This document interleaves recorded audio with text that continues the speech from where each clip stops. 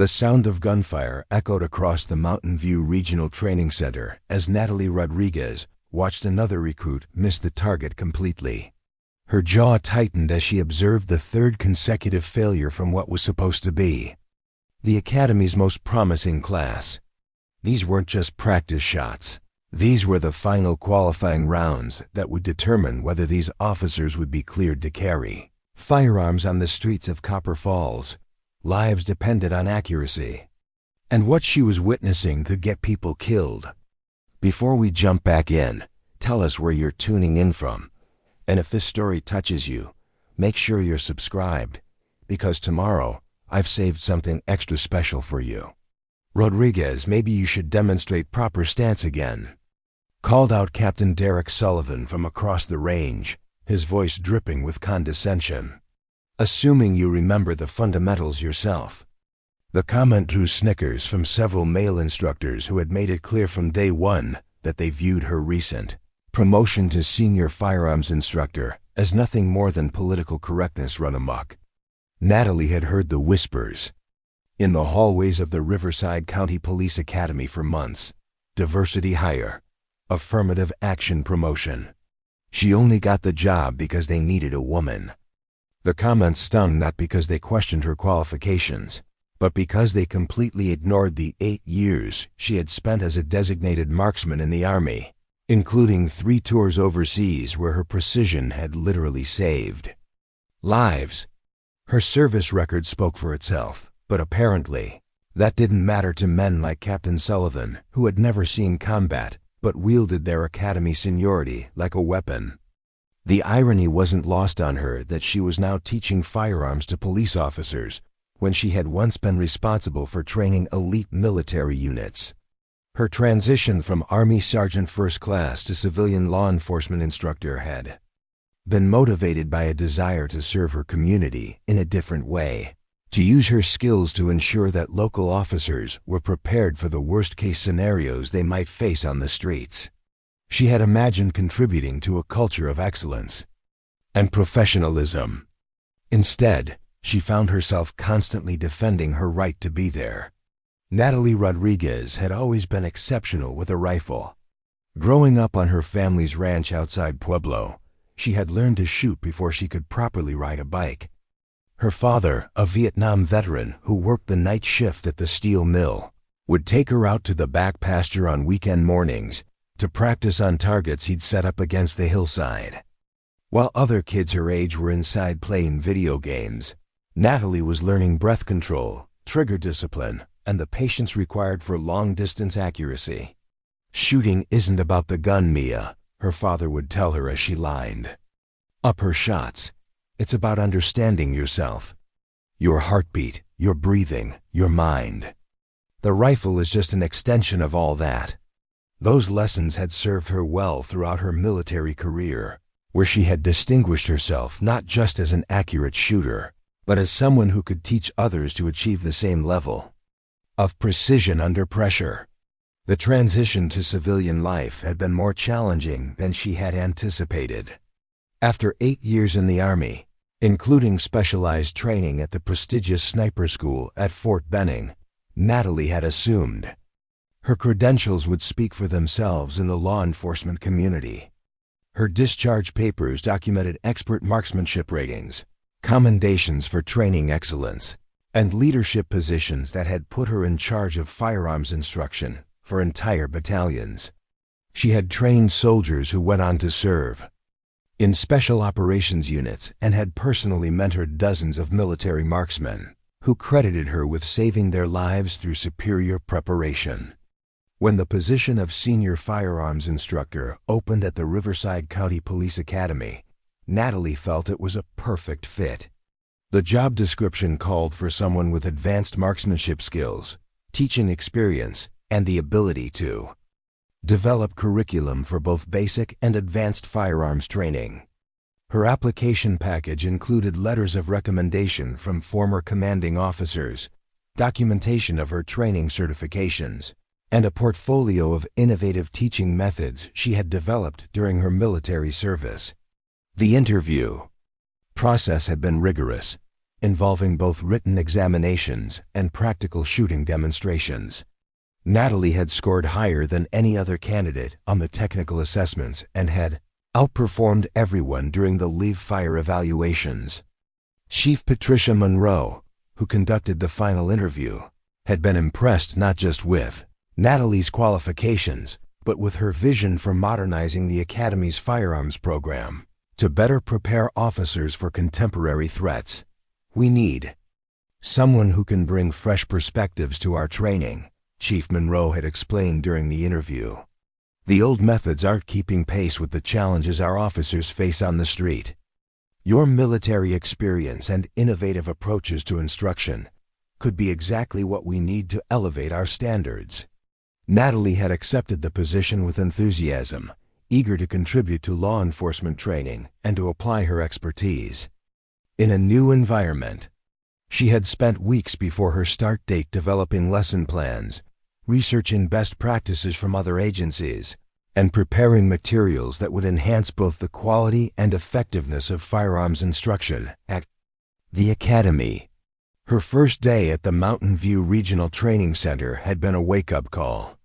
Captain Derek Sullivan, a 20-year veteran of the department who had been serving as interim firearms coordinator, made his feelings about her appointment clear from the moment she walked into the instructor's briefing room. "So you're the diversity hire they brought in to shake things up," he had said without preamble, not bothering to look up from the paperwork spread across his desk. "I guess my 20 years of experience and perfect safety record weren't enough to keep the position." The other instructors in the room had shifted uncomfortably, but none had spoken up to challenge his characterization. Sullivan was a tall, broad-shouldered man in his late 40s who carried himself with the confidence of someone accustomed to being the dominant presence in any room. His gray hair was cut in a military style that emphasized his angular features, and his uniform was always pressed to perfection. He had served as a Marine before joining the police force, a fact he mentioned frequently when discussing his qualifications. What he didn't mention was that his military service had been limited to stateside assignments and that his firearms expertise was largely theoretical, based on department training rather than combat experience. From that first encounter, Sullivan had made it his mission to undermine Natalie's authority and credibility. He questioned her methods in front of recruits, made dismissive comments about newfangled training techniques, and consistently referred to her promotion as evidence of the department's misguided commitment to political correctness rather than merit-based advancement. The other instructors fell into two camps. Some, like Sergeant Tom Williams, were genuinely interested in learning from Natalie's experience and incorporating her insights into their own teaching. Williams was a thoughtful man in his early 50s who had spent his entire career in law enforcement and recognized the value of continuous improvement. He had served in the Academy's training division for over a decade and had seen how outdated methods could leave officers unprepared for real-world scenarios. "I've been doing this long enough to know what I don't know," Williams had confided to Natalie during one of their early conversations. "Your background brings something we've been missing here. Some of these guys are just threatened by change. But that doesn't mean change isn't necessary." The other camp aligned themselves with Sullivan, either out of genuine agreement with his perspective or simple workplace politics. These instructors viewed Natalie's promotion as an undeserved elevation that had bypassed more deserving candidates.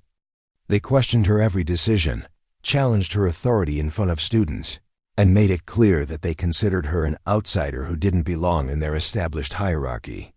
Officer Brandon Hayes, who worked as a training coordinator and liaison between the Academy and the main police department, found himself caught in the middle of these tensions. A thoughtful man in his early 30s who had joined the force after completing a master's degree in criminal justice, Hayes could see both the value that Natalie brought to the program and the legitimate concerns that some veterans had about rapid changes to established procedures. Preparing and narrating this story took us a lot of time, so if you are enjoying it, Subscribe to our channel, it means a lot to us. Now back to the story. The truth is, we needed someone with your background, Hayes had told Natalie during one of their planning sessions. Our firearms training has been adequate, but it hasn't been exceptional. The recruits we're graduating are meeting minimum standards, but they're not being prepared for the kind of precision and decision-making that modern policing requires. The Academy's current firearms curriculum was indeed showing its age. The shooting scenarios were based on training methods that hadn't been updated in over a decade. The equipment was outdated, and the instruction focused more on basic competency than on developing the advanced skills that officers might need in high-stress situations. Natalie could see immediately that the program needed comprehensive modernization, but every suggestion she made was met with resistance from Sullivan and his allies. We've been running this program successfully for years without any major incidents, Sullivan would argue whenever Natalie proposed improvements. Maybe instead of trying to fix what isn't broken, you should focus on learning how we do things here. His comments were always delivered with a tone that suggested her ideas were not just unwelcome, but potentially dangerous. The resistance became more pronounced when Natalie began working directly with recruit classes. Her teaching methods, which emphasized understanding the psychological aspects of marksmanship and developing mental discipline alongside technical skills, were markedly different from the traditional approach that focused primarily on mechanical repetition and basic safety protocols.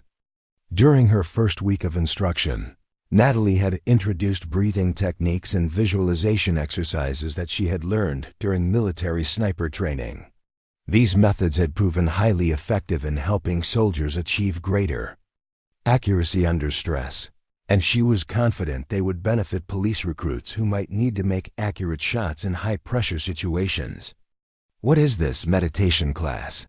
Sullivan had interrupted during one of her sessions, causing several recruits to lose focus and miss their targets. "These officers need to learn to shoot, not to find their inner peace." His sarcasm had drawn laughter from some of the male recruits, undermining the serious atmosphere that Natalie was trying to establish. The incident had been particularly frustrating because the techniques Natalie was teaching were not experimental or theoretical. They were proven methods that had been used successfully by elite military units and specialized law enforcement teams around the world. Her own experience had demonstrated their effectiveness countless times, and she had research and documentation to support their inclusion in the curriculum. "Respectfully, Captain, these techniques are standard in advanced marksmanship training," Natalie had responded, maintaining her composure despite the disruption. "They're designed to help shooters maintain accuracy when their adrenaline is elevated, which is exactly the situation these officers may face in the field." Sullivan had waved off her explanation dismissively. 20 years of police work has taught me that when things get real, you fall back on your basic training. All this fancy stuff just complicates things when what you need is simple, reliable fundamentals." The philosophical difference between their approaches represented a larger conflict about the direction of law enforcement training. Sullivan represented the old school that valued tradition, consistency, and proven methods over innovation and adaptation. Natalie represented a newer approach that emphasized continuous improvement, evidence-based practices, and preparation for evolving threats. The tension came to a head during the third week of Natalie's tenure when she was conducting a qualification exercise with a class of 20 recruits. The exercise involved shooting from multiple positions at varying distances, designed to simulate the kind of scenarios officers might encounter in the field. It was a challenging test that required both technical skill and mental composure. As Natalie moved among the recruits providing individual coaching and feedback, she noticed that several were struggling with consistency. Their shooting was erratic, with wide groupings that indicated they were not maintaining proper form and concentration throughout the exercise. Under the old system, these recruits would have been allowed to continue practicing with minimal individual Attention until they eventually achieved passing scores through repetition alone. Natalie took a different approach. She stopped the exercise and called the struggling recruits aside for focused instruction on the specific issues she had observed. She worked with each individually, identifying the particular aspects of their technique that needed improvement and providing targeted coaching to address those problems. "Officer Martinez, you're rushing your shots when you transition between positions," she explained to one recruit who was having particular difficulty. "Take an extra second to re-establish your sight picture before you squeeze the trigger. Accuracy is more important than speed in this exercise." Her individual attention was producing immediate results. The recruits she worked with began showing significant improvement in their groupings and overall performance. However, her decision to pause the exercise for individual instruction had drawn the attention of Captain Sullivan, who approached with an expression of clear disapproval. "Rodriguez, what exactly are you doing here?" he demanded, his voice carrying across the range and causing other instructors to turn and watch the confrontation. "This is a qualification exercise, not a private tutoring session," Natalie maintained, her professional demeanor despite the public challenge to her authority. "I'm providing individual coaching to help these recruits improve their performance, Captain. I identified specific technical issues that I can address quickly and effectively." Sullivan's face reddened as he gestured toward the other recruits who were waiting for the exercise to resume. "You're holding up the entire class for a few people who can't keep up. In the real world, these officers won't have a personal coach standing next to them when they need to make a shot." The comment revealed a fundamental misunderstanding of effective training methodology. Individual attention and targeted feedback were not crutches that created dependency. They were tools that helped students identify and correct problems more quickly than they could through trial and error alone. The goal was to help recruits develop the skills and understanding they needed to perform independently, not to make them dependent on constant coaching. "Captain, the purpose of training is to ensure that every officer meets the highest possible standard," Natalie replied calmly. "If I can help these recruits improve their technique now, they'll be better prepared when they're on their own in the field." Sullivan wasn't satisfied with her explanation. This touchy-feely approach might work in whatever politically correct military unit you came from. But this is law enforcement. We need officers who can perform under pressure without hand-holding.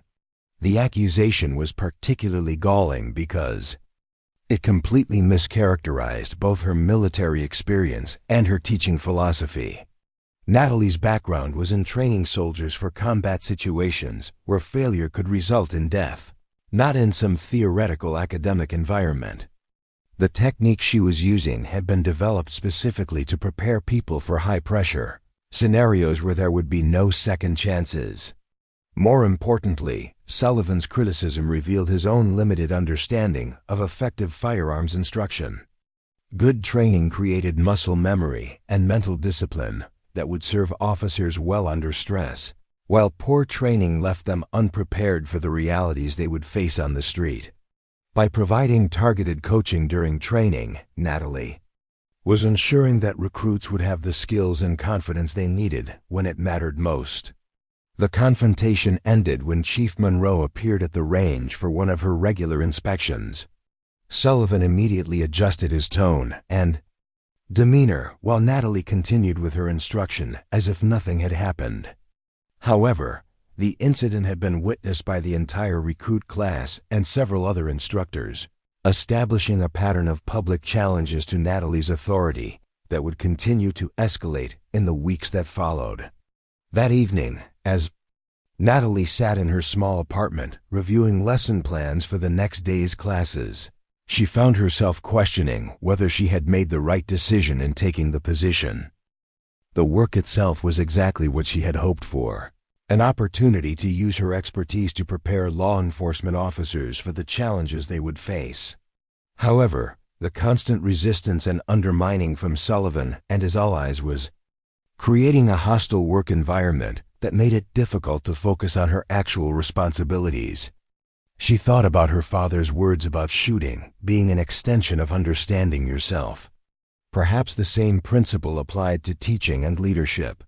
The resistance she was facing wasn't really about her methods or qualifications. It was about fear of change and the threat that her success posed to the established order. Sullivan and his supporters had built their identities around being the experts, and her presence challenged that comfortable certainty. The question was whether she would allow their insecurity and prejudice to drive her away from work that she knew was important and that she was uniquely qualified to do. Natalie had faced hostile environments before, both in the military and in her personal life. She had learned that backing down from bullies only encouraged them to escalate their behavior, while standing firm and performing at the highest level eventually forced even the most resistant critics to acknowledge reality. As she prepared for another day of instruction, Natalie decided that she would not allow Captain Sullivan's campaign of undermining to distract her from her mission. She would continue to provide the best possible training to the recruits under her instruction, document her successes, and trust that her results would eventually speak louder than the whispers in the hallways. Little did she know that Sullivan's resistance was about to escalate from professional disagreement to personal warfare that would threaten not just her career, but her entire future in law enforcement. The morning after her confrontation with Captain Sullivan on the range, Natalie arrived at the academy to find a formal complaint sitting on her desk. The document, typed on official letterhead and signed by 3 senior instructors, accused her of implementing unauthorized training modifications without proper approval and creating safety hazards through unconventional methods. The complaint specifically cited her decision to pause the qualification exercise for individual coaching as evidence of poor judgment that could compromise officer readiness. Natalie read through the document twice, noting the carefully crafted language that made her teaching method sound reckless and irresponsible. The complaint alleged that her emphasis on breathing techniques and visualization exercises was distracting recruits from essential fundamentals, and that her individual coaching approach was creating inconsistent standards across different training sessions. Most damaging was the assertion that her modifications to established protocols were putting recruits at risk by introducing untested methods into a proven curriculum. The timing of the complaint was clearly strategic. It had been filed just hours after their confrontation, suggesting that Sullivan had been preparing this formal challenge to her authority, while maintaining a facade of professional disagreement. The fact that 3 instructors had signed the document indicated that this was not an impulsive reaction, but a coordinated effort to undermine her position. Detective Lisa Chun from Internal Affairs contacted Natalie that afternoon to schedule a meeting regarding the complaint. Chun was a sharp-eyed woman in her early 40s who had built her reputation on thorough investigations and fair assessments. Her call was professional but serious, indicating that the department was taking the allegations seriously enough to warrant formal review. "I want to emphasize that this is a standard procedural response to any formal complaint," Chun explained during their phone conversation. "However, I do need to conduct interviews with all parties involved and review your training methods to ensure they meet departmental standards. Can you provide documentation of your curriculum modifications and any supporting materials for the techniques you've been implementing?" Natalie spent the weekend preparing a comprehensive response package that included detailed explanations of her training methods, research supporting their effectiveness, and documentation from her military service showing their successful implementation in combat training environments. She also compiled performance data from the recruits she had been working with, demonstrating measurable improvements in accuracy and consistency since she had begun using her enhanced instructional approach. The data was compelling. Recruits in her classes were showing average accuracy improvements of 15% compared to previous classes, and their performance under stress conditions was significantly better than historical norms. More importantly, the safety record in her classes was perfect, with no training accidents or incidents despite the more challenging scenarios she was introducing. However, she knew that facts and evidence might not be enough to overcome the political dynamics at play. Sullivan had 20 years of seniority and strong relationships throughout the department, while she was still viewed as an outsider despite her superior qualifications. The complaint process would test whether the department was truly committed to merit-based evaluation or whether internal politics would override objective assessment. The formal interview with Detective Chun took place on a Tuesday morning in the administration building. Sullivan and the other complainants had been interviewed the previous day, and Chun's question suggested that they had painted a picture of Natalie as an inexperienced instructor who was putting recruits at risk through reckless experimentation. Captain Sullivan has expressed concerns that your methods are too theoretical and not practical for real-world law enforcement applications, Chun said, reviewing her notes from the previous interviews. He's also indicated that your approach to individual coaching is creating unrealistic expectations and that recruits trained under your methods may struggle when they don't have that level of support in the field. Natalie responded with detailed explanations of how her methods were specifically designed to prepare officers for independent performance under stress. She explained the psychological principles behind breathing and visualization techniques, provided examples of their successful use in military and law enforcement contexts, and demonstrated how individual coaching during training actually increased self-reliance rather than creating dependency. Detective Chun, the fundamental misunderstanding here is about the purpose of training, Natalie explained. Captain Sullivan seems to believe that making training artificially difficult or withholding instruction somehow makes officers tougher. My experience has shown that providing comprehensive preparation and targeted feedback during training creates more confident and capable officers who perform better when they're on their own. Chun listened carefully and took detailed notes, but her expression remained neutral throughout the interview. As a professional investigator, she was trained not to reveal her conclusions during the fact-finding process. However, Natalie could sense that Chun was genuinely interested in understanding the substance of the disagreement rather than simply going through procedural motions. The investigation process stretched over 2 weeks, during which Natalie continued her regular instruction while feeling the weight of scrutiny from Sullivan and his allies. They watched her classes more closely than before, looking for any mistake or deviation that could support their allegations. The hostile atmosphere was affecting not just Natalie, but also the recruits, who could sense the tension among their instructors. Officer Brandon Hayes, who had been observing the situation with growing concern, decided to document his own observations of Natalie's teaching effectiveness. As training coordinator, he had access to performance data from all instruction periods and could provide an objective assessment of outcomes under different teaching methods. "I've been tracking the data since you started," Hayes told Natalie during a private conversation in his office. "Your recruits are outperforming every other class we've had in the past 5 years. Their accuracy scores are higher, their consistency is better, and their performance under stress scenarios is significantly improved. If the department is serious about evidence-based evaluation, this complaint should be dismissed immediately." Hayes had also observed something else that concerned him. Several recruits had mentioned to him privately that they felt caught in the middle of what appeared to be a personal conflict between instructors.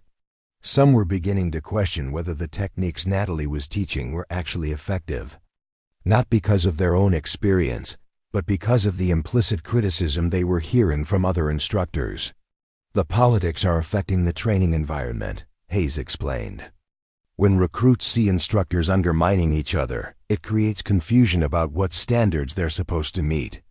Captain Sullivan's public challenges to your methods are doing more harm to recruit development than any training technique."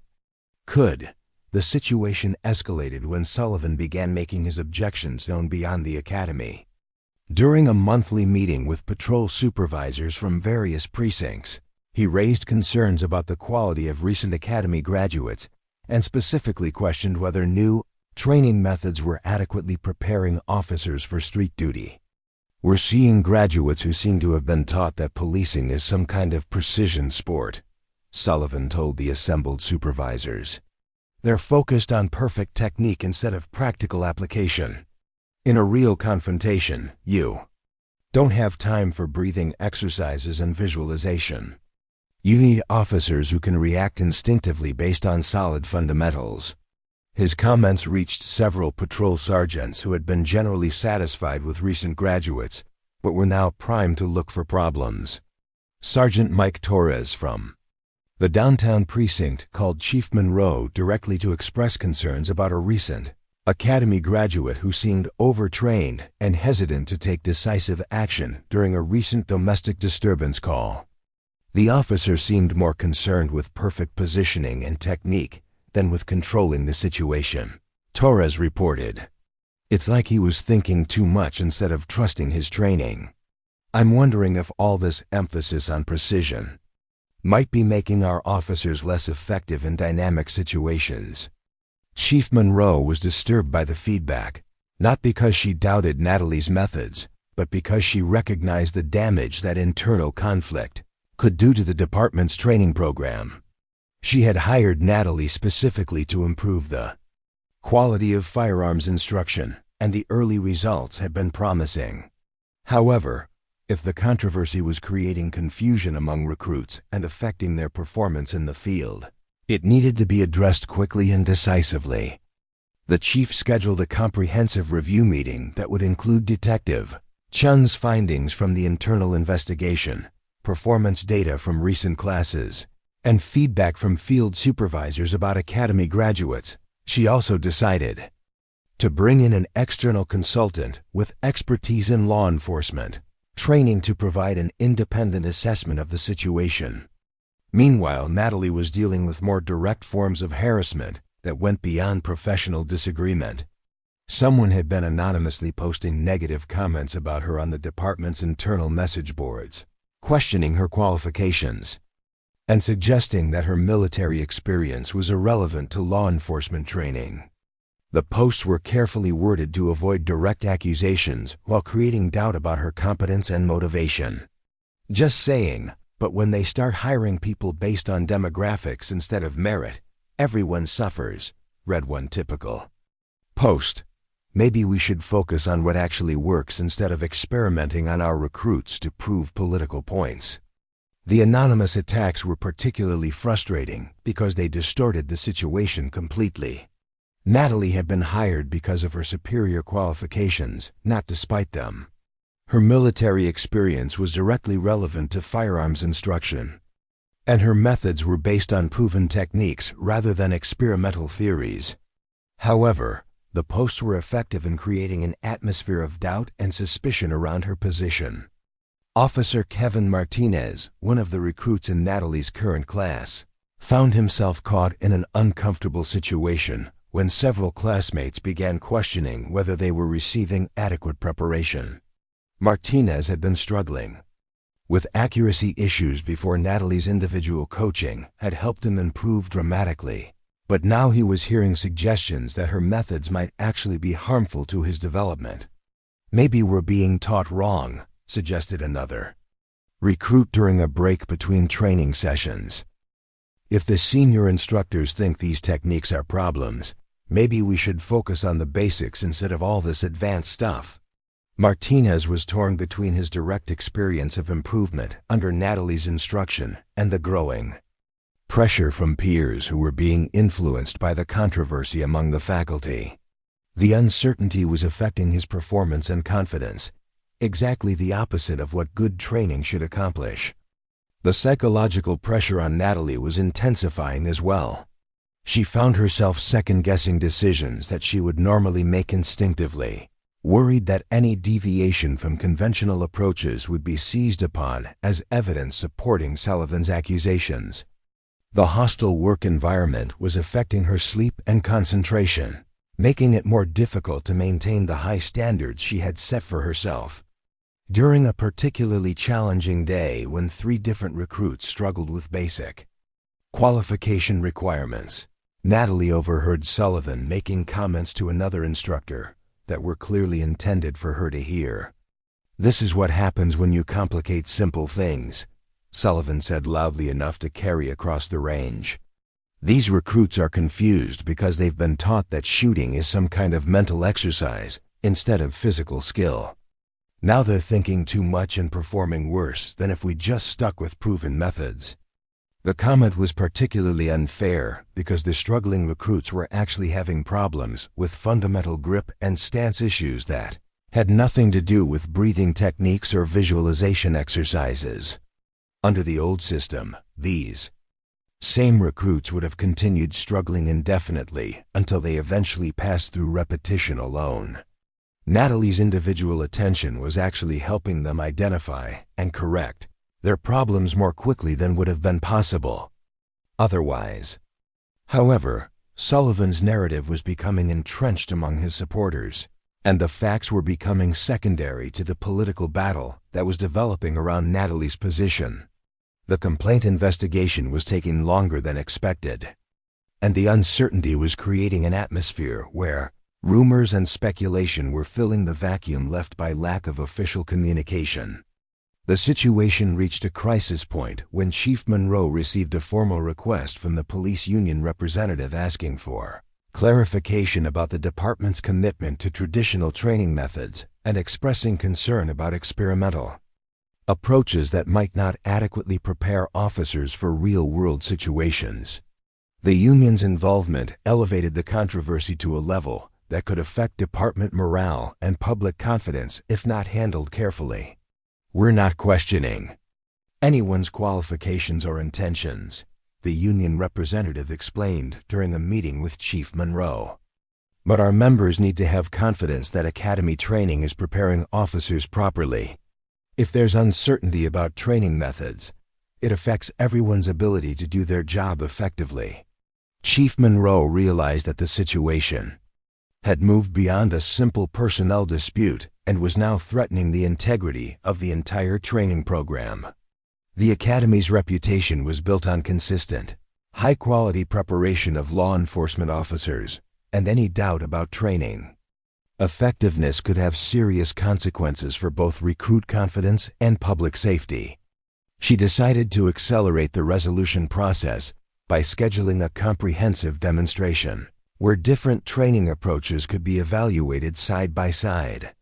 All instructors would have the opportunity to present their methods and show their effectiveness with volunteer recruits, allowing for objective comparison based on measurable results rather than theoretical arguments. "We're going to settle this once and for all based on what actually works," Chief Monroe announced during a faculty meeting. "Everyone will have the chance to demonstrate their approach, and we'll evaluate results based on accuracy, consistency, and performance under stress conditions. This department is committed to evidence-based training, and that's exactly what we're going to get." The announcement created immediate tension in the room as both sides realized that their methods would be subject to direct comparison and objective evaluation. Sullivan appeared confident that traditional approaches would prove superior, while Natalie welcomed the opportunity to demonstrate the effectiveness of her techniques in a controlled setting. However, she also recognized that the demonstration would be more than just a test of training methods. It would be a public validation or rejection of her entire approach to firearms instruction, with implications that would extend far beyond the immediate controversy. Success would vindicate her position and potentially lead to broader adoption of her methods, while failure could end her career in law enforcement training and validate every criticism that had been made about her qualifications. As preparations began for the demonstration, Natalie found herself facing not just professional scrutiny, but personal attacks that were becoming increasingly difficult to ignore. Someone had spray-painted "Diversity Hire" on her car windshield in the academy parking lot, and she had received several anonymous phone calls at her apartment questioning her right to train police officers. The harassment was clearly intended to intimidate her into resigning or backing down from the confrontation that was developing. However, it had the opposite effect of strengthening her resolve to prove that her methods were superior and that her promotion had been based on merit rather than political considerations. She had faced hostile environments before, and she was determined not to let prejudice and intimidation succeed where reasoned argument had failed. The stakes were higher than just her individual career.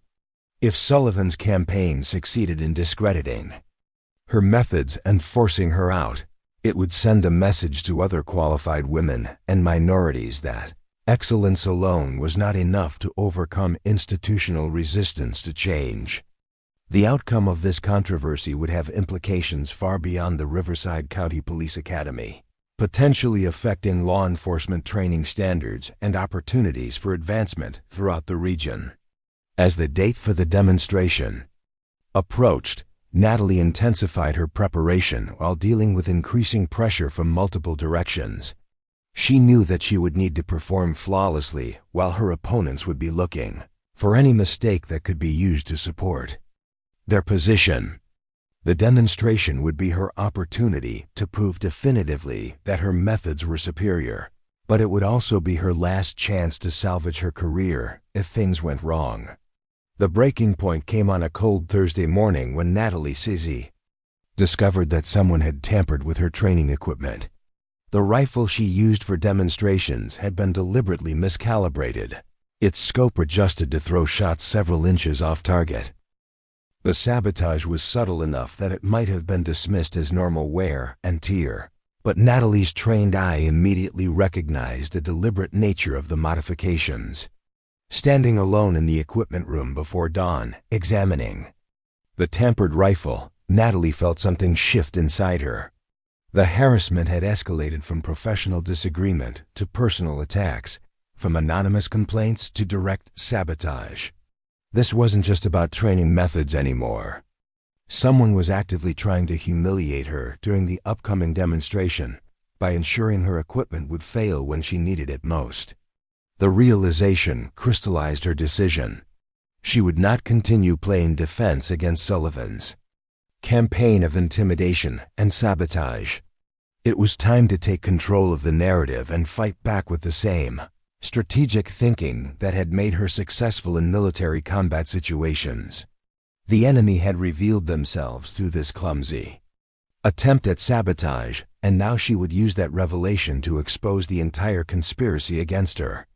Natalie carefully photographed the tampered equipment from multiple angles, documenting the specific adjustments that had been made to the scope and noting the tool marks that indicated recent manipulation.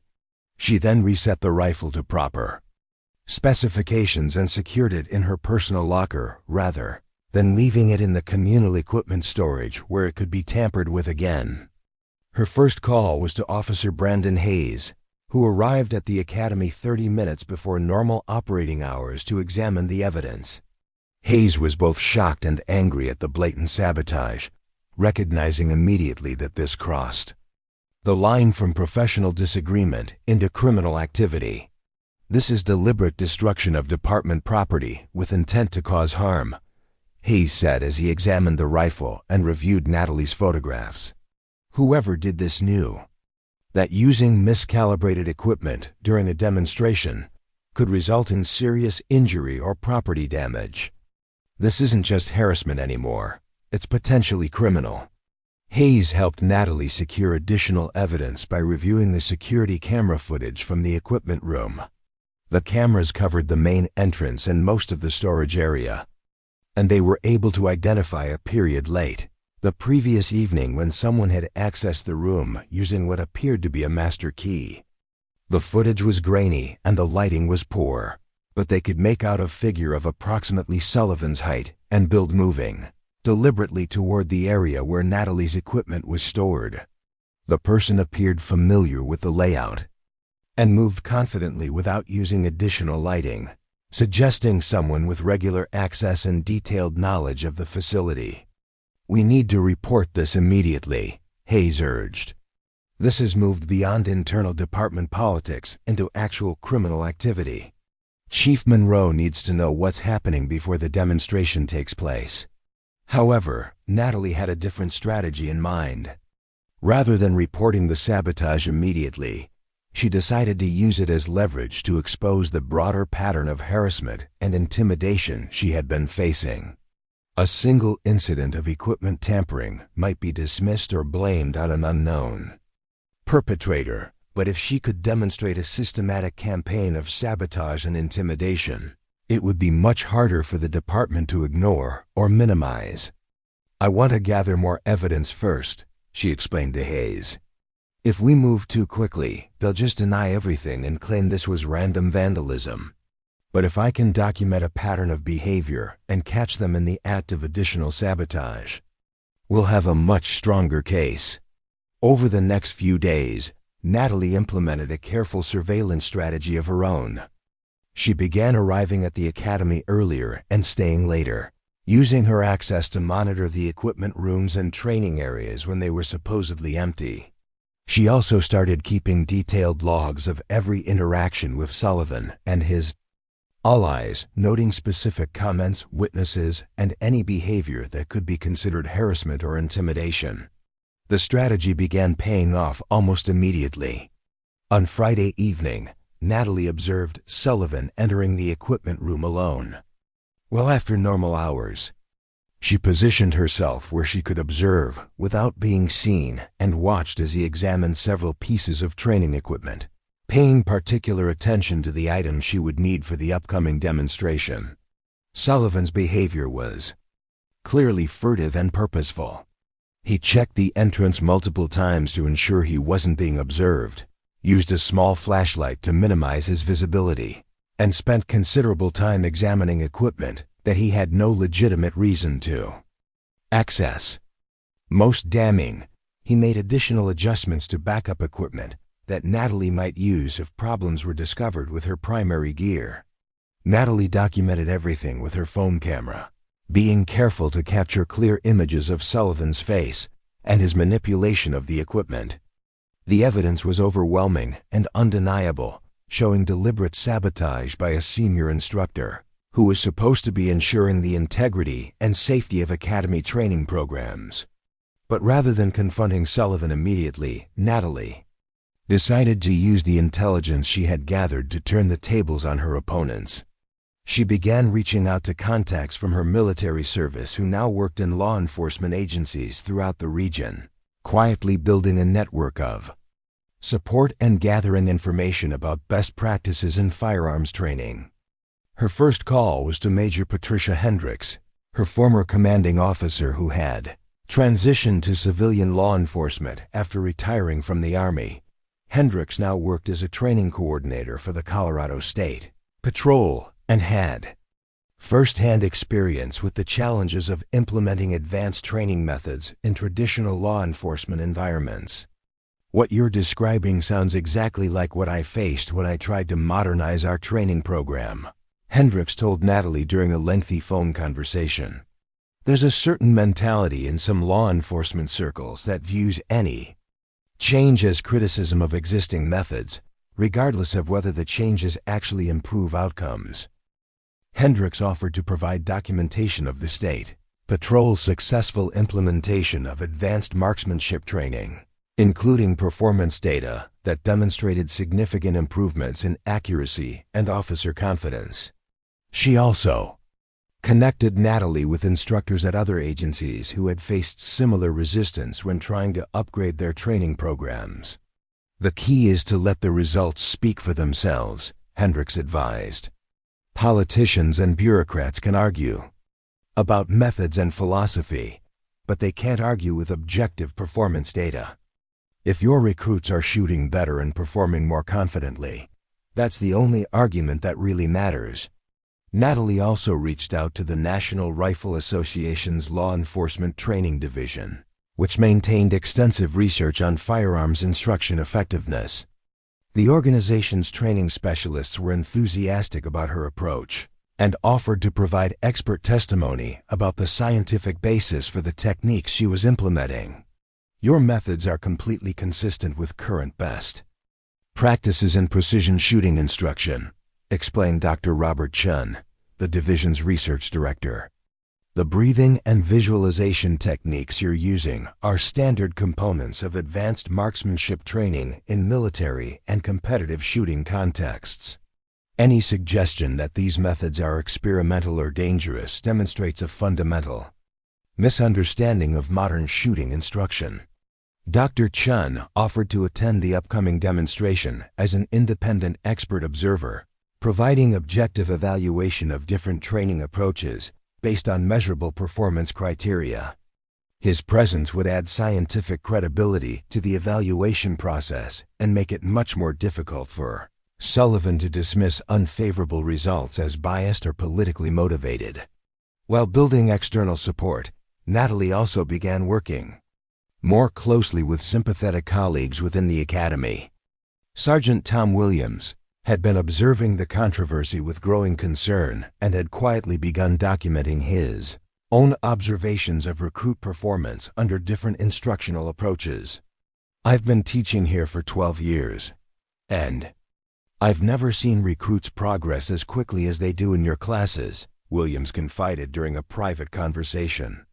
"The improvement in both accuracy and confidence is obvious to anyone who's paying attention."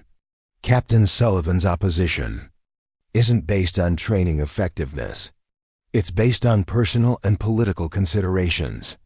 Williams offered to provide formal testimony about his observations and to present comparative data, showing recruit performance under traditional versus enhanced training methods.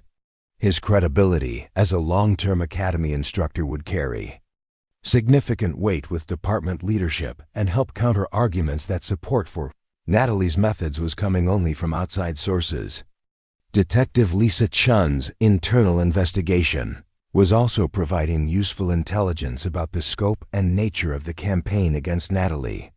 During their follow-up interview, Chun revealed that several of the complaints against Natalie contained identical language and appeared to have been coordinated rather than independently developed. "I've investigated enough workplace harassment cases to recognize patterns," Chun explained carefully. "The complaints against you show signs of coordination that suggest a systematic effort rather than spontaneous concerns from multiple individuals. I can't discuss the details of an ongoing investigation, but I wanted you to know that we're looking at the broader context, not just the specific allegations." Chun's comments confirmed what Natalie had suspected about the organized nature of the opposition she was facing. The revelation strengthened her determination to expose the conspiracy and demonstrate that the attacks on her methods were motivated by prejudice and personal animosity rather than legitimate professional concerns. The intelligence gathering also revealed information about Sullivan's background that raised questions about his own qualifications and motivations. Through her military contacts, Natalie learned that Sullivan's Marine Corps' service had been limited to administrative roles and that he had never received specialized training in advanced marksmanship or combat instruction. More concerning were reports from officers who had worked with Sullivan in previous assignments. Several described him as someone who was threatened by change and who had a history of opposing initiatives that he perceived as challenges to his authority or expertise. His resistance to Natalie's methods appeared to be part of a broader pattern of behavior rather than a response to specific concerns about training effectiveness. "Sullivan's always been territorial about his areas of responsibility," explained one officer who had worked with him at a previous precinct. "He doesn't handle it well when someone comes in with better credentials or different ideas. It's not really about the work. It's about his ego and his position in the hierarchy." The pattern of behavior described by multiple sources painted a picture of someone whose opposition to Natalie was based on personal insecurity rather than professional judgment. The information provided additional context for understanding the intensity of his campaign against her and suggested that compromise or accommodation would be unlikely to resolve the conflict.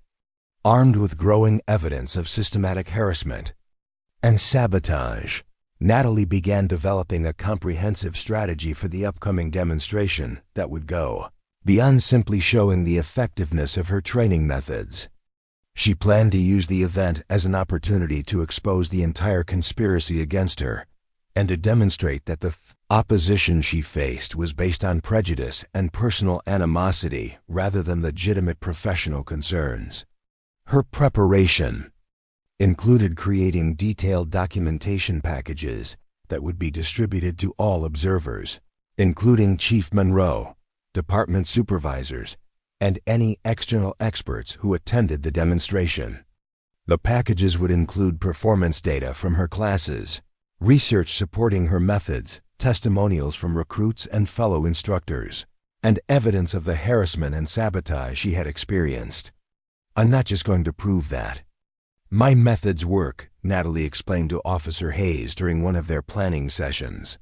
"I'm going to prove that the opposition to my methods is based on bias and intimidation rather than professional judgment. By the time this demonstration is over, everyone will understand exactly what's been happening here." The strategy was risky because it would force a direct confrontation with Sullivan and his supporters rather than allowing for face-saving compromise. However, Natalie had concluded that compromise was impossible with people who were committed to undermining her regardless of her performance or qualifications. The only path forward was complete victory that would establish her authority definitively and prevent future harassment. As the date for the demonstration approached, Natalie intensified her preparation while maintaining careful security around her equipment and materials. She arranged for her personal firearms to be stored in a secure location away from the academy and coordinated with sympathetic colleagues to ensure that her demonstration equipment would be protected from additional sabotage attempts. The psychological pressure was intense as Natalie prepared for what she knew would be a defining moment in her career. Success would validate her methods and establish her position as a respected instructor, while failure could end her law enforcement career and validate every criticism that had been made about her qualifications. However, she also recognized that the stakes were much higher than her individual career. The outcome of this confrontation would send a message about the department's commitment to merit-based evaluation and evidence-based training. If Sullivan's campaign of harassment and sabotage succeeded, it would encourage similar behavior against other qualified individuals who challenged established hierarchies or traditional methods. The night before the demonstration, Natalie sat in her apartment reviewing her preparation materials and thinking about the journey that had brought her to this point. From her childhood on the ranch learning to shoot with her father, through her military service training elite soldiers, to her current position fighting for the right to use her expertise to improve law enforcement training, every experience had prepared her for this moment. She thought about her father's words about shooting being an extension of understanding yourself and realized that the same principle applied to this entire conflict. The harassment and sabotage she had faced were tests of her character and determination, opportunities to demonstrate the same precision and discipline under pressure that had made her successful as a military instructor. Tomorrow's demonstration would be more than a comparison of training methods.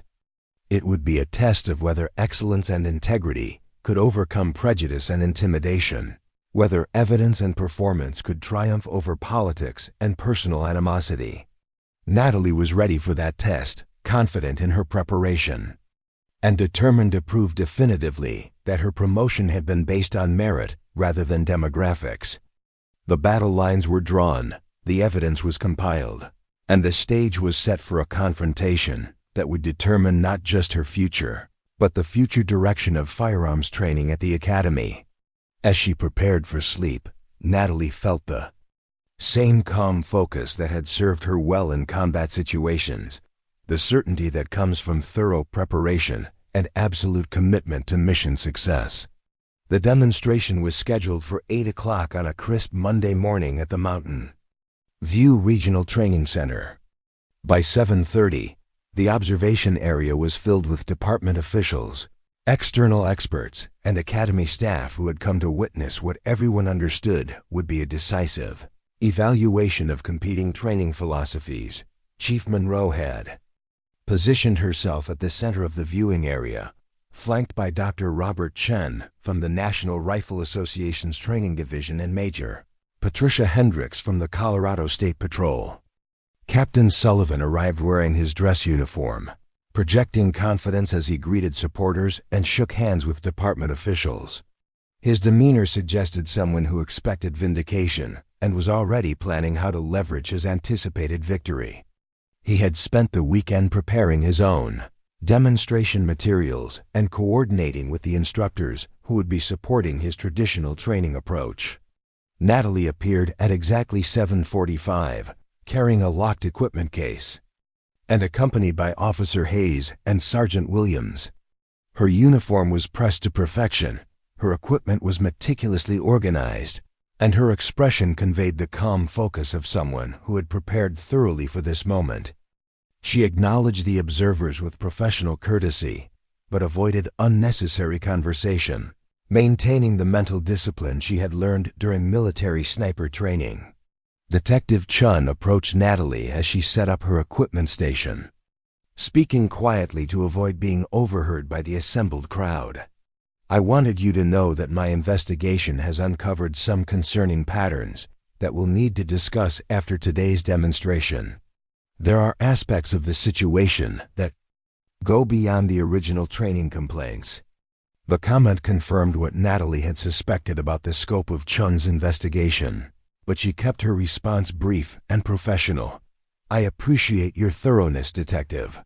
I'm confident that today's demonstration will provide additional clarity about the real issues involved here." Chief Monroe called the group to order at exactly 8 o'clock, explaining the format and evaluation criteria that would be used to assess the different training approaches. Each instructor would have 1 hour to work with a group of volunteer recruits, demonstrating their methods and showing measurable results in accuracy, consistency, and performance under stress conditions. Independent observers would score the results using standardized criteria, ensuring objective evaluation based on performance rather than subjective preferences. "Today's demonstration is about one thing only," Chief Monroe announced to the assembled group. "We want to determine which training methods produce the best results for our officers and the communities they serve. Personal opinions and departmental politics have no place in this evaluation. We will make our decisions based on evidence and measurable outcomes." Captain Sullivan was given the first demonstration period, working with a group of 8 recruits who had been selected randomly from current academy classes. His approach emphasized repetitive practice of basic fundamentals, with recruits firing multiple rounds at standard targets from fixed positions. The training was methodical and systematic, focusing on mechanical consistency and adherence to established protocols. Sullivan's instruction was competent and professional, reflecting his years of experience and thorough knowledge of traditional training methods. His recruits showed steady improvement throughout the session, achieving respectable scores on the standard qualification tests. The performance was solid and consistent, demonstrating that conventional approaches could produce adequate results when properly implemented. "As you can see," Sullivan explained to the observers, "consistent practice of proven fundamentals produces reliable results. These recruits understand exactly what's expected of them, and they can perform those expectations consistently. This is the foundation of effective law enforcement training." Dr. Chun and Major Hendricks took detailed notes throughout Sullivan's demonstration, recording accuracy scores, grouping measurements, and observations about recruit confidence and consistency. The performance was indeed competent, providing a clear baseline against which alternative methods could be compared. When Sullivan's hour concluded, the recruits had achieved an average accuracy score of 78% on standard targets, with consistent but unexceptional groupings at various distances.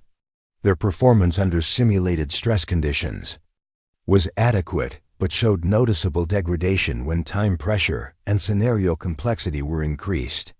Natalie's demonstration began immediately after a brief equipment change. She worked with a different group of 8 recruits, also selected randomly from current classes, ensuring that no advantage could be attributed to pre-existing skill differences. Her approach was immediately distinguishable from Sullivan's, beginning with breathing exercises and mental preparation techniques before the recruits even touched their firearms.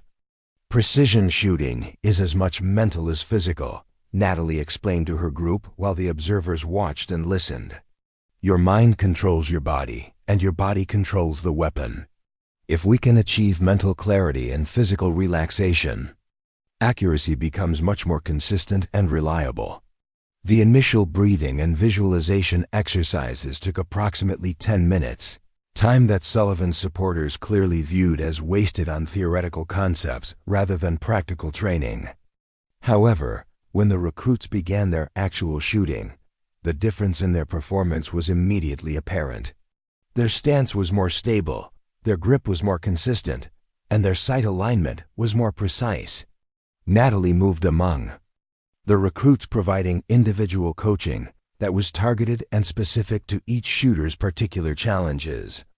Unlike generic instruction about general principles, her feedback addressed the unique issues that each recruit was experiencing, helping them understand not just what to do, but why certain techniques were more effective for their specific physical characteristics and mental tendencies.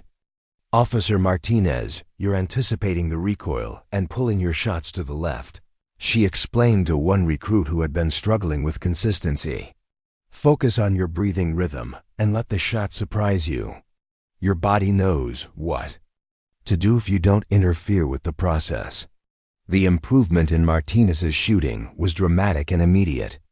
His groupings tightened significantly, and his confidence increased visibly as he began to trust the techniques Natalie was teaching. The transformation was obvious to everyone observing, providing real-time evidence of the effectiveness of individualized instruction methods. As the session progressed, Natalie introduced increasingly challenging scenarios that tested the recruits' ability to maintain accuracy under stress conditions. Rather than simply shooting at stationary targets from fixed positions, she had them engage multiple targets from various positions while responding to verbal commands and time constraints that simulated real-world law enforcement situations. The recruits trained under Natalie's methods performed significantly better under these stress conditions than those who had participated in Sullivan's demonstration. Their accuracy remained high even when challenged with complex scenarios, and their confidence allowed them to make good decisions quickly rather than becoming overwhelmed by pressure. The goal is not just to shoot accurately at a range, Natalie explained to the observers. The goal is to maintain that accuracy when your adrenaline is elevated, when you're moving, when you're making split-second decisions that could affect public safety. Mental training and stress inoculation are essential components of practical preparation. Dr. Chen was taking extensive notes and appeared impressed by both the methodology and the results he was observing. Major Hendricks was nodding approvingly as she watched the recruits perform complex scenarios with confidence and precision that would have been impossible under traditional training approaches. When Natalie's demonstration concluded, her recruits had achieved an average accuracy score of 91% on the same targets used during Sullivan's session. More impressively, their performance under stress conditions showed minimal degradation, maintaining over 85% accuracy even during the most challenging scenarios. The numerical difference was significant enough to be statistically meaningful, but the qualitative difference in recruit confidence and adaptability was even more striking. Natalie's recruits appeared more comfortable with their weapons, more confident in their abilities, and better prepared to handle unexpected situations that might arise during actual law enforcement duties. As the formal demonstration concluded, Chief Monroe called for a brief recess before beginning the evaluation discussion. However, Captain Sullivan was not prepared to accept what appeared to be a clear victory for Natalie's methods. His face was flushed with anger and embarrassment as he approached the group of observers, clearly intending to challenge the legitimacy of the results. This demonstration was fundamentally flawed, Sullivan announced loudly enough for everyone to hear. The scenarios were artificially designed to favor Rodriguez's methods, and the recruit selection process was biased toward individuals who would respond better to her approach. This entire evaluation has been rigged from the beginning. The accusation was serious enough to demand immediate response, and Chief Monroe stepped forward to address Sullivan's concerns directly. Captain, the scenarios were developed by an independent committee. The recruit selection was conducted randomly, and the evaluation criteria were established before any demonstration took place. What specific evidence do you have to support allegations of bias or manipulation? Sullivan's response revealed the desperation of someone whose position had been thoroughly undermined by objective evidence. Everyone knows that Rodriguez has been given special treatment from the moment she arrived here. Her methods are untested and dangerous, regardless of what today's artificial demonstration might suggest. We're talking about training police officers, not competing in shooting. Sports. The distinction Sullivan was trying to draw between practical law enforcement, training, and precision shooting was exactly the kind of false dichotomy that Natalie had been fighting against since her arrival at the academy. Effective police work required the same precision and mental discipline as any other professional shooting application, and artificial limitations on training quality served no legitimate purpose. Dr. Chun stood up to address Sullivan's comments directly. His credentials as an independent expert giving his words particular authority. Captain Sullivan, the training methods demonstrated by Instructor Rodriguez are completely consistent with best practices in professional firearms instruction. The techniques she employed are used successfully by military units, federal law enforcement agencies, and elite police departments throughout the country. There is nothing experimental or dangerous about scientifically proven approaches to marksmanship training. Major Hendricks added her own perspective based on her experience implementing similar methods with the Colorado State Patrol. We've been using these exact techniques for 3 years, and our officer performance has improved dramatically. Accuracy scores are up, training injuries are down, and officer confidence in high-stress situations has increased measurably. The results speak for themselves. Sullivan was becoming increasingly agitated as his position was systematically dismantled by expert testimony and objective evidence. His next response crossed the line from professional disagreement into personal attack, revealing the true nature of his opposition to Natalie's presence at the academy. This is exactly what I warned about when they decided to hire someone based on demographics rather than qualifications, Sullivan declared, his voice rising and his composure completely abandoned. We're sacrificing proven methods and department traditions to satisfy political correctness, and our officers will pay the price when they're inadequately prepared for real situations. The comment hung in the air like a toxic cloud, making explicit the prejudice and bias that had been driving Sullivan's campaign against Natalie from the beginning. Chief Monroe's expression hardened as she realized that the controversy had never been about training methods at all, but about Sullivan's inability to accept that a woman and minority could be more qualified than he was. Detective Chun chose that moment to step forward with information that would completely reframe the entire situation. Chief Monroe, I think this is an appropriate time to share some of the findings from my investigation into the original complaints against Instructor Rodriguez. Chun opened a folder and began reading from her investigation report, her voice carrying the authority of someone presenting evidence in a legal proceeding. My investigation has revealed that the original complaints contained identical language that appears to have been coordinated among the complainants. More significantly, I have documented evidence of deliberate sabotage of Instructor Rodriguez's equipment and systematic harassment designed to interfere with her ability to perform her duties effectively. The revelation created immediate tension in the group as everyone realized that the situation was much more serious than a simple disagreement about training methods. Chun continued with specific details about the tampered equipment, the anonymous harassment, and the documented pattern of intimidation that had been directed against Natalie. I have security camera footage showing Captain Sullivan accessing the equipment storage areas after hours and making unauthorized modifications to training materials assigned to Instructor Rodriguez. I also have documentation of coordinated efforts to spread false information about her qualifications and to pressure recruits and staff members to oppose her methods. Sullivan's face went white as he realized that his sabotage activities had been discovered and documented. His previous confidence evaporated completely as he understood that he was no longer dealing with a workplace disagreement but with potential criminal charges for destruction of property and harassment.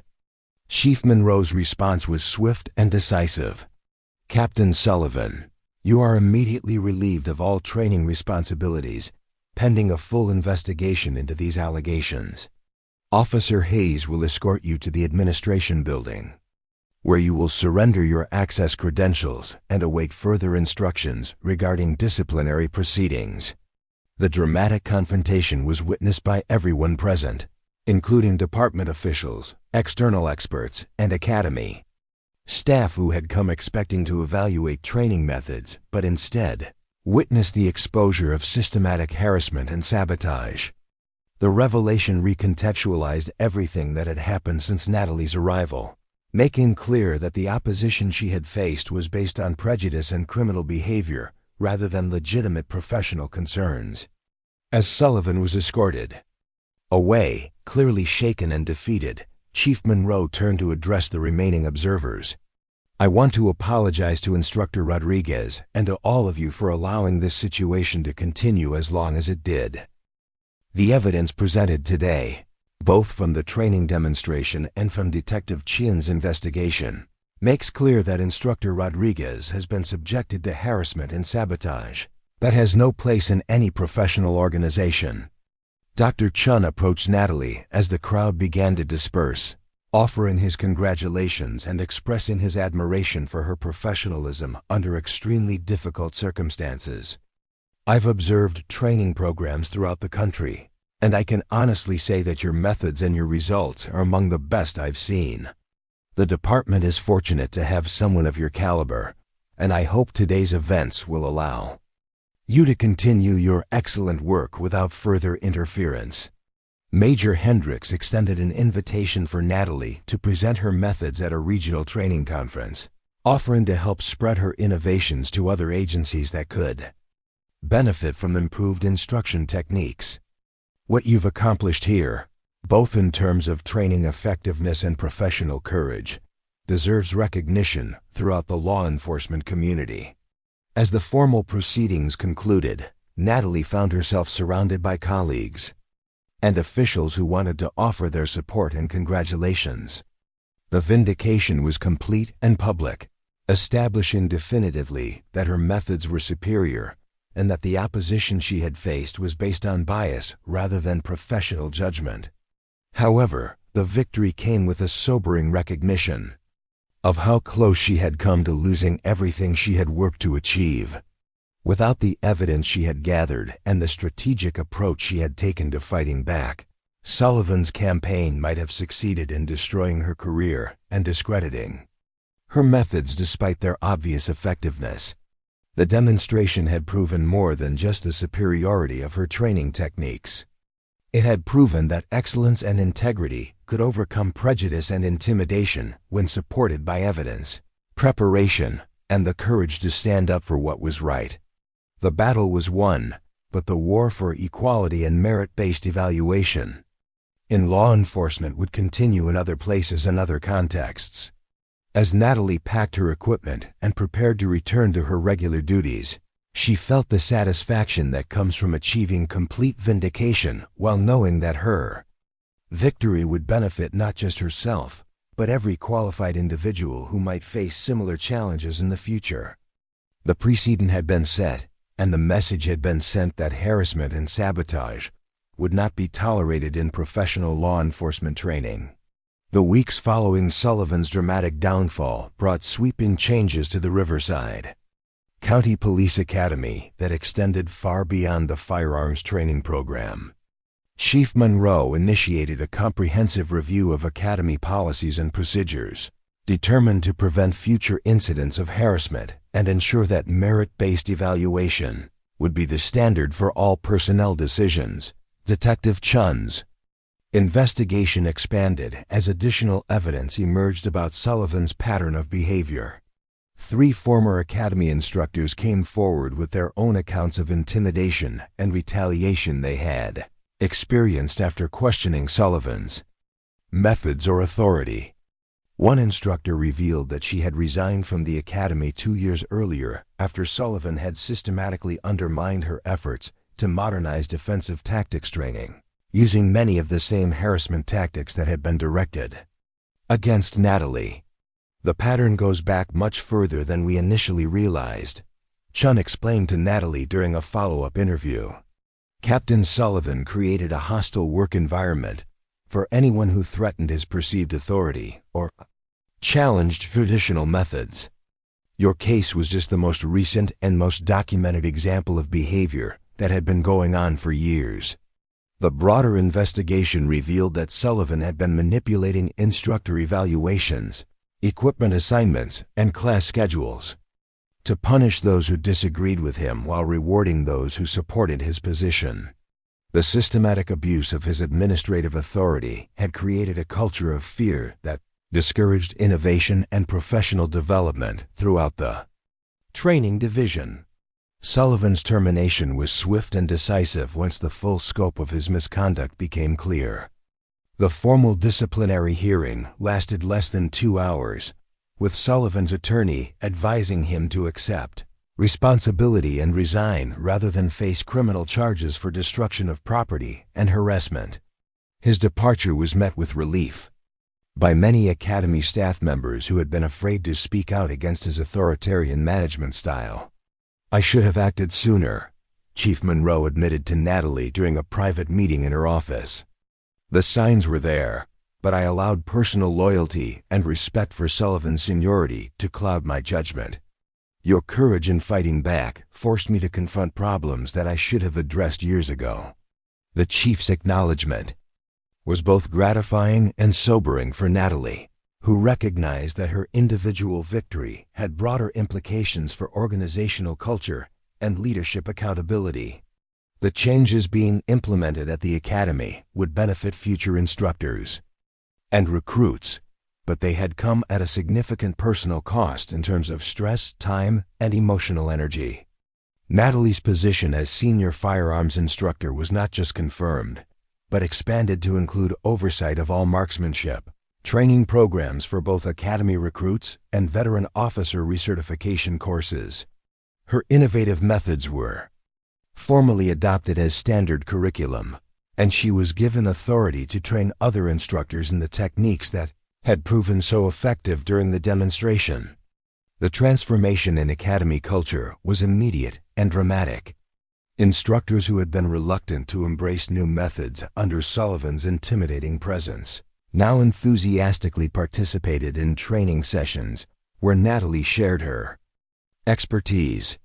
The collegial atmosphere that emerged allowed for genuine professional development and continuous improvement that had been impossible under the previous authoritarian system. Officer Brandon Hayes was promoted to Assistant Training Director, recognizing his integrity and professionalism throughout the controversy. His support for evidence-based evaluation and his willingness to document problems had been crucial in exposing Sullivan's misconduct and protecting the Academy's reputation during a difficult period. "You showed me what real leadership looks like," Hayes told Natalie during the celebration dinner that Academy staff organized to mark the successful resolution of the controversy. "It's not about protecting your position or intimidating people who disagree with you. It's about pursuing excellence and doing what's right even when it's difficult." Sergeant Tom Williams was appointed as the new Assistant Firearms Instructor, bringing his 12 years of Academy experience to support Natalie's expanded program.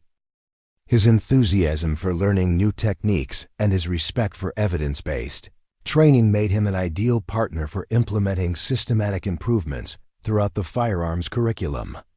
The recognition Natalie received extended far beyond the academy. Major Hendricks followed through on her invitation to present at regional training conferences, where Natalie's methods and her experience overcoming workplace harassment resonated with law enforcement professionals throughout Colorado and neighboring states. Dr. Chun from the National Rifle Association published a case study about the Riverside County Academy's training innovations in the organization's professional journal, highlighting both the technical improvements in marksmanship instruction and the importance of creating supportive environments for professional development. The article brought national attention to Natalie's work and generated invitations to consult with other agencies seeking to modernize their training programs. Your story has inspired changes at departments we work with across the country. Dr. Chun informed Natalie during one of their follow-up conversations. The combination of technical excellence and personal courage you demonstrated has become a model for how professional development should work in law enforcement training. The practical results of Natalie's methods continued to validate the decisions that had been made during the controversy. Academy graduates trained under her enhanced curriculum consistently outperformed previous classes on field evaluations, with supervising officers reporting higher confidence levels and better decision-making under stress.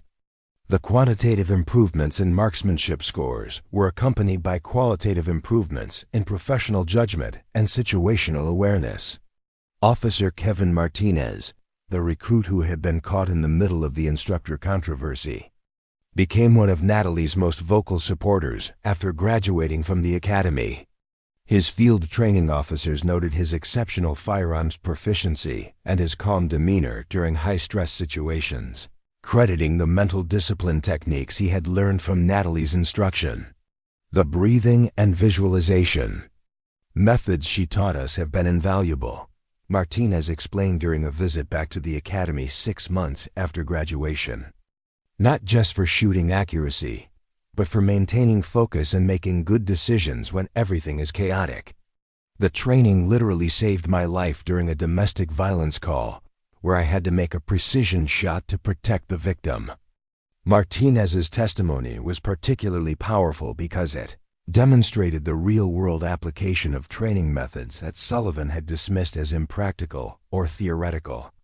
The techniques that had been criticized as too complex or academic had proven their value in exactly the kind of high-stakes situations that police officers faced regularly. The positive changes at the academy attracted attention from other agencies, seeking to recruit qualified instructors and implement similar training improvements. Natalie received job offers from federal law enforcement agencies and private training companies, opportunities that would have provided significant increases in salary and professional recognition. However, she chose to remain at the Riverside County Academy, motivated by the opportunity to continue developing and refining training methods that would benefit local law enforcement and the communities they served. The work was personally fulfilling and professionally challenging in ways that purely academic or commercial training positions could not match. This is where the impact is most meaningful, Natalie explained to Chief Monroe when discussing her decision to decline outside offers. We're training officers who will serve our neighbors and protect our communities. The improvements we make here have direct benefits for public safety and police effectiveness that go beyond individual career advancement.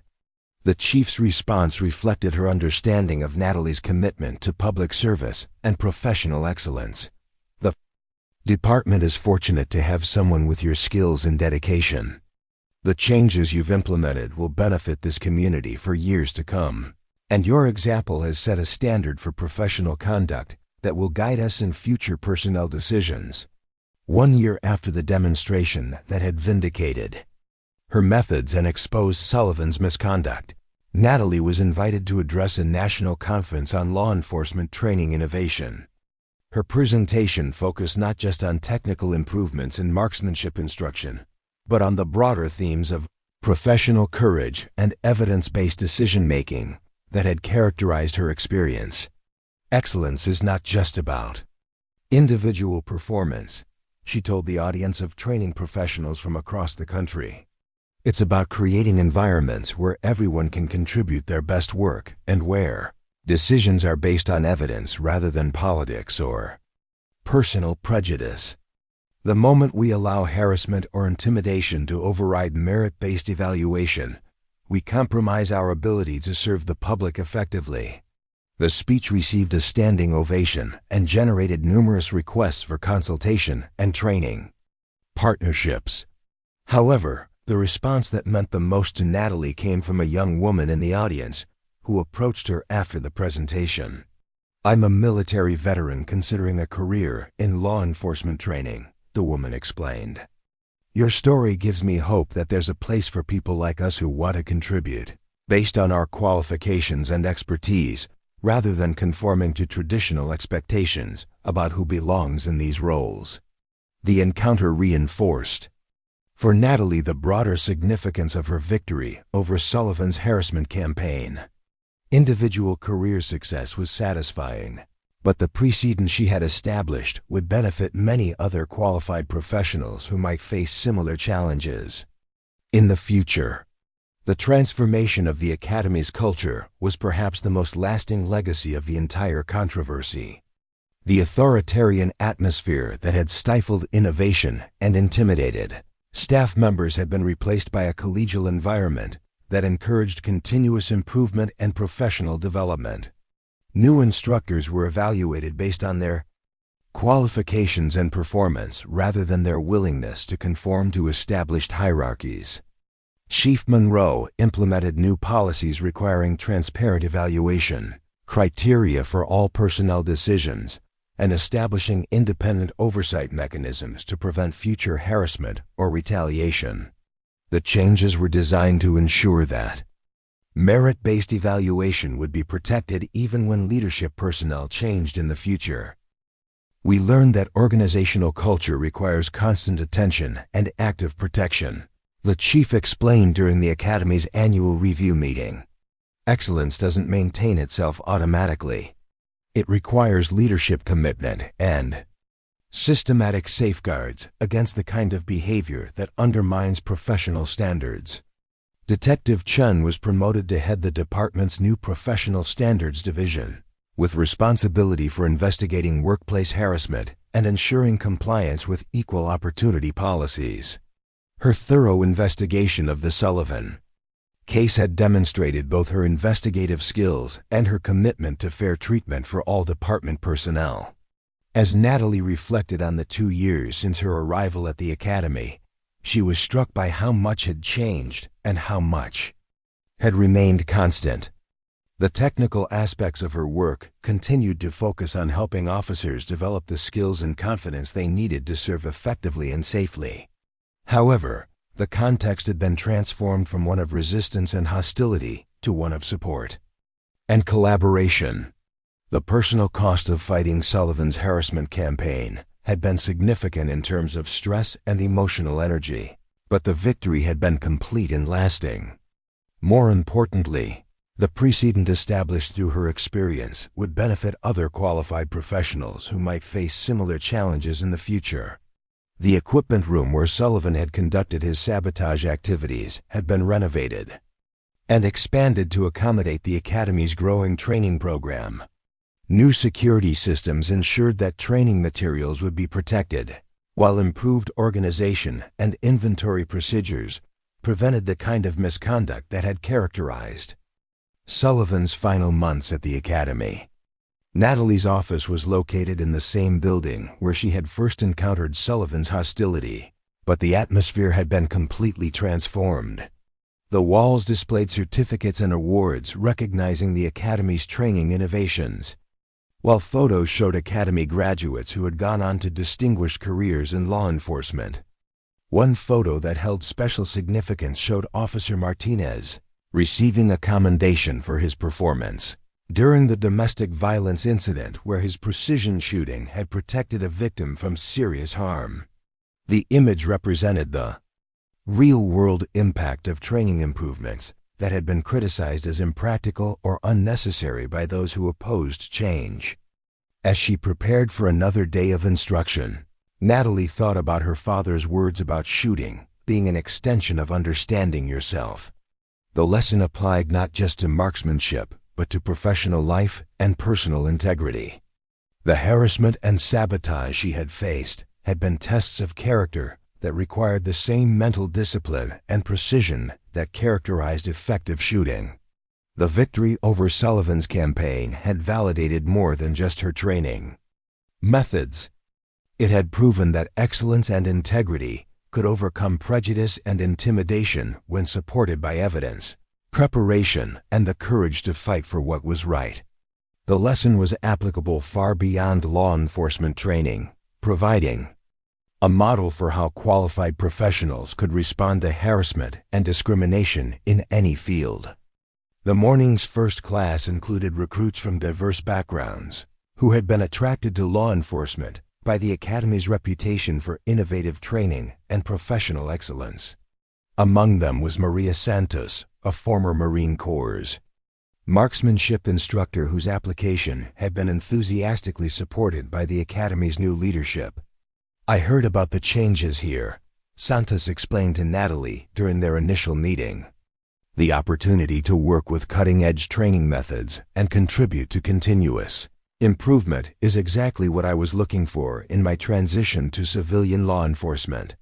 The conversation reminded Natalie of her own arrival at the Academy 3 years earlier, when she had been motivated by similar aspirations to contribute her expertise to law enforcement training. The difference was that Santos would be entering an environment that valued her qualifications and welcomed her contributions rather than viewing them as threats to established authority. As she watched Santos and the other recruits prepare for their first marksmanship session, Natalie felt the satisfaction that comes from knowing that her individual struggle had created lasting improvements that would benefit many others. The transformation of the Academy's culture ensured that future qualified professionals would be evaluated based on their performance and potential rather than their conformity to traditional expectations. The story that had begun with whispered accusations of diversity hire had evolved into a compelling demonstration that merit-based evaluation was not just morally right, but practically necessary for organizational excellence. The departments and agencies that embraced evidence-based decision-making would attract and retain the best talent, while those that clung to prejudice and intimidation would stagnate and decline. The final lesson was perhaps the most important one for Natalie personally. The courage to stand up for principles and fight for what was right had required significant personal sacrifice and emotional resilience.